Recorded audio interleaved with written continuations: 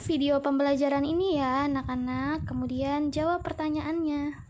Pancasila sebagai dasar negara dan pandangan hidup, di mana ada di bab 1 subbab A. Tapi sebelum kita beralih kepada pembahasan yang lainnya, kita lihat dulu tujuan pembelajarannya ya. Yang pertama, setelah kalian mempelajari ini, maka kalian akan dapat menjelaskan kedudukan dan fungsi Pancasila bagi bangsa Indonesia. Kedua, mendeskripsikan hakikat dasar negara dan pandangan hidup. Yang ketiga, mendeskripsikan Pancasila sebagai dasar negara dan pandangan hidup. Dan yang terakhir, menjelaskan sejarah kelahiran Pancasila sebagai dasar negara dan pandangan hidup bangsa. Nah, teman-teman, coba kita amati dulu ya gambar ini. Coba gambar ini tentang apa sih? Kalau kita lihat, gambar ini menunjukkan bahwa sekumpulan orang yang saling berdiskusi. Nah, ini membicarakan apa ya kira-kira? Coba kalian analisis, kalian pahami, dan kalian lihat. Kemudian, kalian menyusun pertanyaan dan jawaban dari gambar tersebut.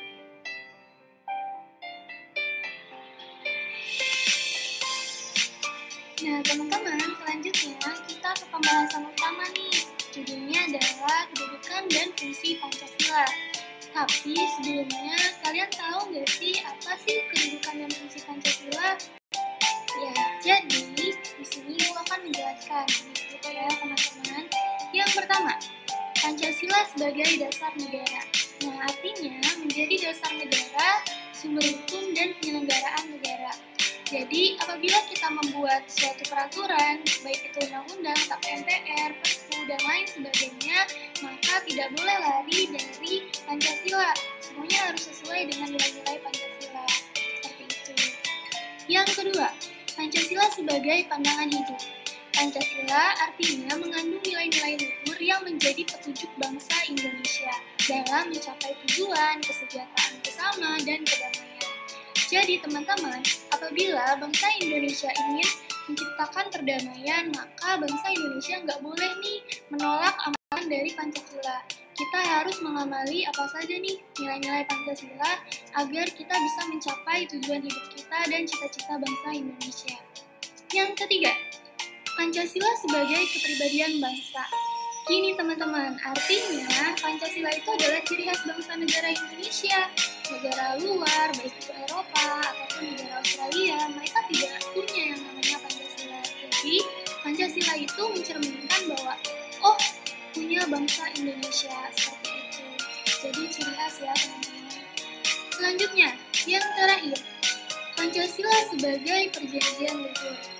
Artinya, Pancasila itu telah disepakati oleh bangsa Indonesia menjadi satu perjanjian yang mengikat seluruh bangsa Indonesia.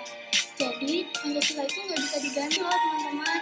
Tetap ya, Pancasila itu sifatnya permanen karena dia berlaku sepanjang hayat dan bisa menyesuaikan dengan perkembangan sosialisasi manusia.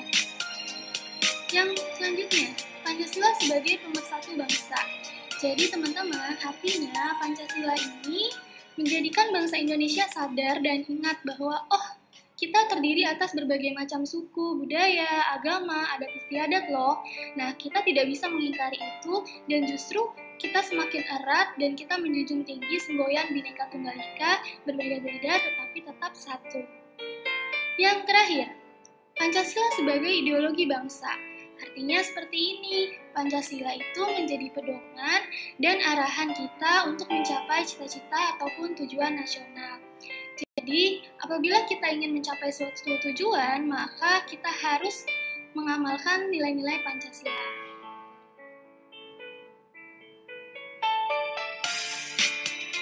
Baik teman-teman, di sini ada slide mengenai hakikat dasar negara dan pandangan hidup.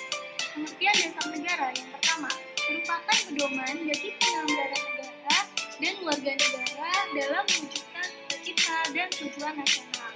Kenapa? Karena Pancasila sebagai dasar negara mempunyai fondasi atau landasan kehidupan berbangsa yang sudah kuat dan kokoh, yang meliputi dalam nilai persatuan yang membentuk berbagai dari segi perbedaan ras, suku, agama, dan budaya. Selanjutnya, yang kedua, Pengertian pandangan hidup bangsa, yaitu nilai-nilai luhur yang menjadi petunjuk suatu bangsa dalam mencapai kesejahteraan bersama. Jadi, Pancasila sebagai pandangan hidup ini dapat menjadi tonggak ataupun pedoman kita untuk mencapai segala kesejahteraan, perdamaian, dan keadilan. Selanjutnya, slide mengenai sejarah kelahiran Pancasila sebagai dasar negara dan pandangan hidup. Sebenarnya, sejarah lahirnya Pancasila sudah ada dimulai sejak adanya bangsa Indonesia. Jadi bangsa Indonesia sudah terbentuk, maka Pancasila pun terbentuk. Namun, secara yuridis atau formalnya, Pancasila baru ada sejak pembentukan BPUPKI, di mana BPUPKI dibentuk oleh Jepang pada tanggal 29 April 1945. Tujuan adanya BPUPKI adalah untuk mempersiapkan segala bentuk kemerdekaan Indonesia. Baik teman-teman, itulah yang dapat disampaikan. Selanjutnya di sini ada tugas, di mana tugasnya itu berbentuk analisis individual, menjawab 5 pertanyaan mengenai sejarah perumusan, terus kemudian yang lebih lengkapnya ya, kemudian juga alasan Jepang membentuk BPUPKI, tujuan pembentukannya, mengapa ada orang Jepang menjadi BPUPKI, apa hubungan kekalahan Jepang dengan pembentukan BPUPKI, dan lain sebagainya. Tugas ini dikumpulkan dalam bentuk laporan tertulis dan dikirim melalui